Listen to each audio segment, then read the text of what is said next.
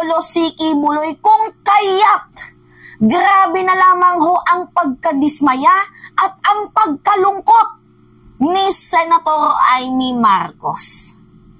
Grabe guys. Grabe na po yung kalutangan at kabubuhan ni Senator Amy.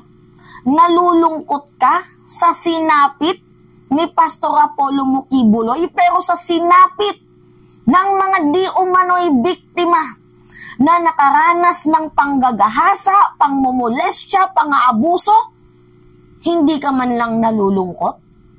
Ang double standard mo naman, Senator Amy, kung ganon. Babae ka pa man din, na dapat sana ikaw yung nanguna sa pagprotekta ng mga mahihinang kababaihan laban sa mga mapang-abusong tao. Pero bakit ka nagkakaganito? Diba? Nakaka-disappoint ka sa totoo lang. Ito na guys yung simula. Ito na guys, makikita nyo yung pattern na siya na mismo ang sumisira at tumatapos sa kanyang career. Sen, habang may oras pa, habang may panahon pa, uso ding magbago-bago pag may time. Hindi ka din ba nalulungkot sa sinapit ng kapatid mo na inakusahang sex orgist, inakusahan magnanakaw gamit ang kaba ng bayan para bumili ng sandamakmak na bahay at lupa? Diba? Nag-aadik-adik. Hindi ka ba nalulungkot doon? Ha?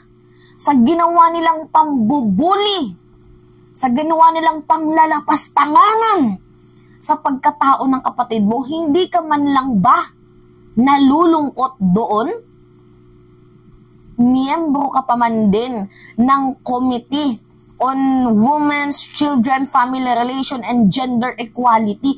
Pero isa ka sa sumisira ng committee na yun. Hindi nga minsan hindi natin guys nakita na umattend itong lutang na to.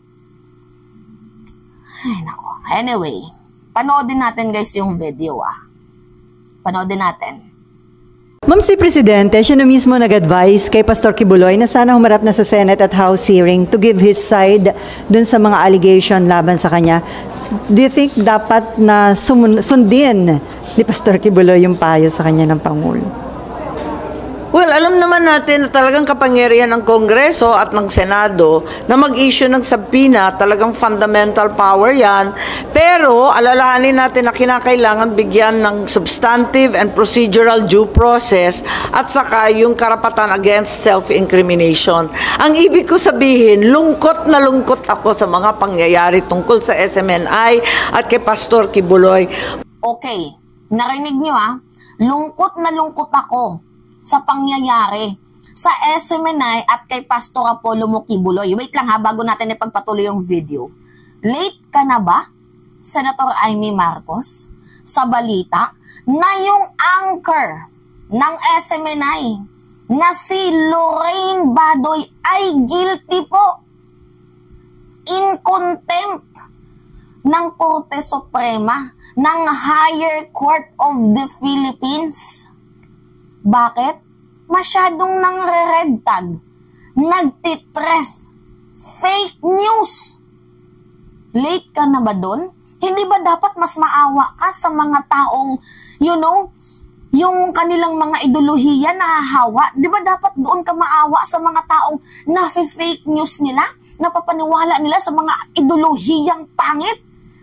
Di ba doon ka dapat maawa sa mga taong nabibiktima nila ng fake news? Grabe ka, Senator Amy. Ikaw lang talaga yung kaisa-isang babaeng senador na dati gusto ko pero ngayon hate na hate ko. Ikaw yung pinakawalang silbing senador dyan. So, you should resign now. Wala kaming maaasahan sa'yo. That is a fact, guys. Wala tayong maaasahan dito. Sympathizer ni Quiboloy na ni minsan never nating nakita na umattend sa investigasyon, sa hearing sa Senado ukol dito sa mga di umano'y pang-aabuso, panghaharas na ginawa ni Pastor Apollo Kibuloy. Yan po yung statement ng mga di umano'y biktima. Pero paglilinaw natin, hindi pa naman po guys kriminal. Itong si Pastor Kibuloy. Pero nandito po tayo sa parte na iniimbestigahan po siya na kung saan kailangan natin yung presensya niya. Pero hindi siya umaattend. At ang presensya nitong mga senador na to, lalo pat itong si Amy, babae, miyembro ng committee. 'Di ba? Pero never natin guys na nakita na sumaid siya, pumanig siya dito sa mga di umano'y biktima. Puro po yung panig niya kay Kibuloy. It is okay kung maging neutral ka, pero yung pumapanig ka kay Kibs, yung parang binibigyan mo na guys ng ng sign itong mga di umano'y biktima na wag na kayong magsalita, mga sinungaling kayo. Yan na kasi yung parang binibigay na idea na Senator Amy na manahimik na lang kayo. Tama ba yun? Grabe ka. Ikaw yung pumapatay sa hustisya ng mga kababaihan. Wala talaga kaming maasahan sa'yo. Resign now. Tuloy natin. Mabait siya sa atin at higit sa lahat talagang tumutulong sa napakarami. Kaya't malungkot ako na nauwi sa ganito at sana na isaayos na lamang ito. Ng mas mapayapa at mas tahimik na pamamaraan. Kung umattend na lamang sana siya sa committee na Senator Risa Ontiveros, tapos na sana. Kaso wala nagmamatigas, feeling above the law. Diba? So paano mo masasabing magiging tahimik ito kung hindi nga siya sumisipot? Gusto nila dalhin sa korte. Kasi para, matagalan yung pagpasok ng FBI at pagguro-guro sa kanya, or di naman kaya para hindi ma-expose yung kanyang mga di umano'y kamalian. Gusto niya private and secret lang. Ganun ba yon? Naku, Sen, resign din pag may time. Diba? Resign din ha? Resign din pag may time. So, nalungkot ka rin ba, ma'am, na meron siyang mga allegations against the President and the First Lady na parang nakikipagsabuatan ba sa Amerika? Alam niyo yung maraming nagsasabi, yung tungkol kina Presidente Duterte, tapos yung kamag-anak nila, ganun din kay Pastor Kibuloy. Alam mo, kasi talaga namang tumulong sila sa lahat ng ginagawa ng administrasyon para panalo yung administrasyon, pagkatapos may ganito. Okay.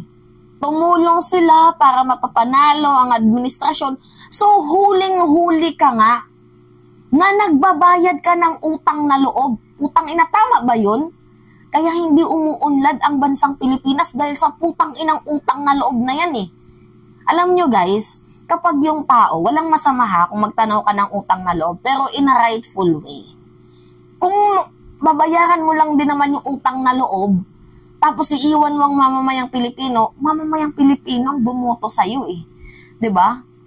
Sana naman dapat kahit papano as a public servant, tabahuin nila ang Pilipino kasi you are a public servant. Usually, you are meant to serve the public. Kaso hindi Nagbabayad pala kayo ng utang na loob. Unang-una, si President Marcos, nanalo yan dahil sa aming mga vlogger. Madami kami nag-promote sa kanya. Hindi makikilala ang SMNI kung wala kaming mga vlogger at si President. Actually, sila yung nakapag-benefits kay President Marcos. Kasi si President, di ba, hindi umaten sa mga debate na yan kasi iniiwasan niya nga yung mga past issue. Kasi nga, di ba, gusto niya yung pag-usapan natin is yung problem ng bansa. Hindi yung mga nakalipas na, di ba, progressive country, rebuilding the nation, mga ganyan-ganyan, prosperity. SMNI lang po ang dinaluhan niya. Kayo yung nag-benefit kay President. Tapos sasabihin ni Amy, hindi kasi mga tumulong to Siyempre, 'di ba? Nanalo si Marcos tapos ganyan yung mangyayari. Huling-huli na nagbabayad ng utang na loob itong si Amy Marcos. Alam niyo isa sa pinakapangit dito, yung nakikita mo ng mali. Meron kang nakikitang mali, violation, Diba? Mga ginawa nilang hindi maganda. Tapos tinotolerate mo pa. You are a public servant ba? Matanong ko lang, public servant ka ba? Nang tatarantado to si Amy, no? Nang tatarantado to. Yung may, well, allegedly, pang-aapi. Kaya, in a way, naintindihan ko, nalulungkot ako, pero naintindihan ko kung bakit sila nagsasalita ng ganyan. Okay. Naintindihan daw niya, guys, kung bakit nagsalita itong si Kibuloy, na nagsisex orgy, si President, nagka-adik-adik, nagnanakaw. Naintindihan daw yun ni Senator Amy. Hindi mo din ba naintindihan yung sabi ng Pangulo? Na kung umattend na lang siya, harapin niya lang yung mga paratang sa kanya, 'di ba? Sabihin niyang hindi, kung hindi man totoo. Naintindihan mo ba yun? Ha? Pinapaharap siya para sagutin yung mga aligasyon sa kanya. Kung hindi, edi hindi. Kaso hindi siya uma-attend. So how do we know na siya ay inosente? Na instead harapin yung mga aligasyon sa kanya, nag-voice record pa. Recently nga, magbibigay daw ng 1,000 kung sino makakatukoy kung nasaan siya. Gago. Diba? Naintindihan mo si Duterte. Nasasabihin na may presidente tayo addict. Nasa narco list. Pero hindi mo man lang naintindihan yung side ng presidente. Kapatid ka ba? Marcos ka ba? Or baka mamaya, isa ka lang dun sa mga ampon. Diba sabi yan yung mga balibalita noon? Kasi hindi naman kamukha ni Senator Amy si First Lady, diba? Si First Lady, tawag dito, Imelda. Hindi niya kamukha. Even though yung kanyang kapatid, hindi niya kamukha. Kahit nga yung kanyang tatay na si former President Marcosino, hindi niya kamukha. Diba? Baka ampun lang to. Anyway. Ano sa tingin yung dapat na gawin para para matapos itong issue Well, sa na ito? ngayon, andyan na. We are in a legal situation. Susundan na lamang yan. Kasi, ariyan na. Pero, ganun pa man, inaasahan ko na maisaayos yan sa lalong madaling panahon at alalahanin natin ang karapatan ng lahat, including due process and the right against self-incrimination. Tapos yung mga nagsasabi ng extradition, wala namang extradition request, ba't kayo nagmamadali? Labis naman. Due process. Buti nga itong si Kibuloy, kahit pa paano, dumadaan sa due process. Yung mga di umano'y, mga miyembro ng KOJC na, according sa mga di umano'y biktima na pinantitegi nila, dumaan ba sa due process? Diba? Wala. Tantado to si Amy. Ano yung maaasahan namin sa'yo, Sen? Ha? Kung ganyan ka. Ito na yung simula ng katapusan ng political career mo. Naawa ka sa SMNI. Naawa ka kay Kibuloy. Pero sa presidente at sa taong bayan, hindi ka naaawa. Ganun ba yun? Bayad-bayad, utang loob? Sobra naman ata yun. Yung palagpasin yung mga ginawang pagkakamali. Sen, mag-resign ka na, bumaba ka na. Hindi ka bagay dyan, hindi ka bagay talagang tawagin namin Senator Amy. Kasi hindi ka naman kagalang-galang at never mong binigyan ng galang ang sarili mo. Kaya nga tawag namin sa'yo, baba eh. May binabasa ka pang script. Magkano yung script mo na yan? Loka. Grabe, lutang no guys. Lutang. Kayo, ano yung masasabi nyo dito? Ba dito? Ako, minahal ako ng mamamayang Pilipino dahil sa pagpapakatotoo ko. Si Amy Marcos, double standard yan, plastic pa. Kumukuha ng simpatsya sa mga Duterte, so kumukuha din ng simpatsya sa mga Marcoses para sa 2025 election, manalo. Ako, hindi ko gawain yan. Sinubscribe ako ng mga tao dahil organic ako. Sa reaction ko, sa feelings ko, sa commentaries ko, organic ako. Ito, plastic.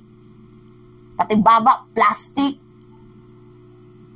Anyway, yun lamang ho guys. At it's me again, si Mima Addition, at nagbabalik ulit para sa ating panibagong video.